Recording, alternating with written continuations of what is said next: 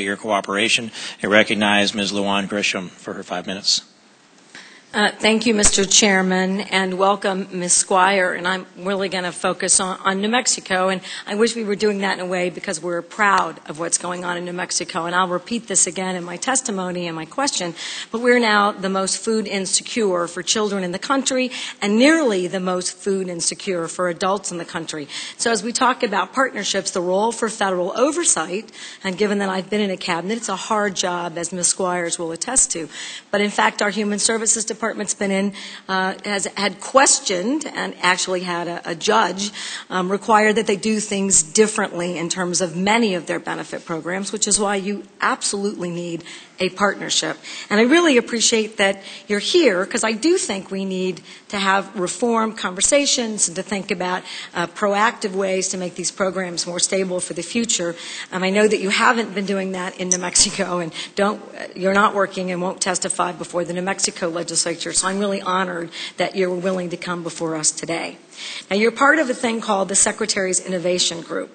Now, it recommends that SNAP be converted to a fixed allocation with work requirements, 30 hours per week being the family norm.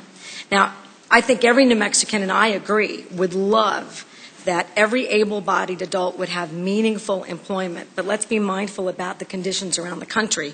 And let's talk about New Mexico. We are ranked 48th for job growth among the states. Albuquerque, which is the heart of my district, is in a double-dip recession, the only community in the country in that situation, lost 2,700 jobs over the last year.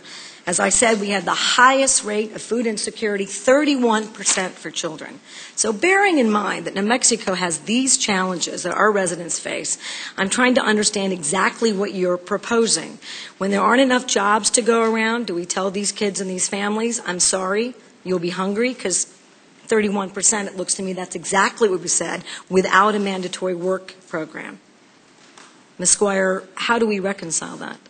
Well, thank you, Mr. Chair, a representative, and I too would like to brag a little bit about New Mexico because we are #1 in the nation on the school breakfast program, and we have also instituted school breakfast after the bell. We do school lunches, and now we are introducing both. But those don't require work programs, so let's focus on the work requirements. And in fact, I would disagree with you about the efforts in school nutrition, which have also been under severe and consistent criticism. So talk to me about how people are going to get jobs in states like New Mexico, and given your proposal, just how would that work to take the 31% of kids who are hungry and make them not hungry?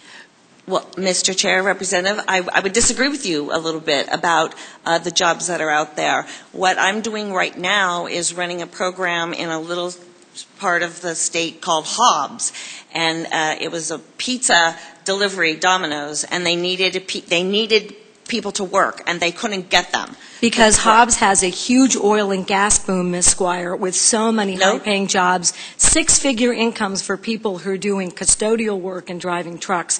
So let's just They focus couldn't on get them area. because the people I'm going to go on to passed the something drug else, test. Ms. Squier. In New Mexico, you've managed to cut TANF benefits and reduce the number of participants in the program by 35%. Seems to me you've got plenty of flexibility. You've also slowed enrollment in what used to be a model SNAP program to the point where 10,000 people are caught in a backlog waiting to receive benefits. When we add that backlog to the other programs, there are at least 30,000 people that are waiting for months to receive emergency assistance. This became so urgent that in May, a federal judge ruled that the New Mexico Human Services Department was failing in its obligation to provide timely services and ordered the department to remove systemic and programmatic barriers and process applications immediately. Again, it seems to me that you've found many ways to have flexibility in the programs and make it difficult to enroll and to reach as few people as possible. I think it's important that this committee be clear that when we talk about flexibility and reform, and it sounds like it's a good thing, but in reality it could mean kicking off the very people we're trying to protect, that we need to find reforms that really target to that population.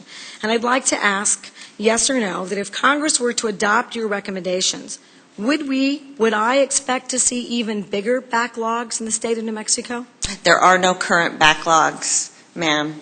And you're right, that there was a backlog, and that is because the Affordable Care Act and the federal government sent incomplete files to us, so we had extra work to do to the tune of about 30,000 of them a month. I would completely disagree with you about that. But in any event, I raise these issues to point out that the partnership is important. New Mexico had a model SNAP program. It does not today. And that making sure that we have a balanced approach, Mr. Chairman, I think is an effective way forward. I yield back. The gentlelady yields.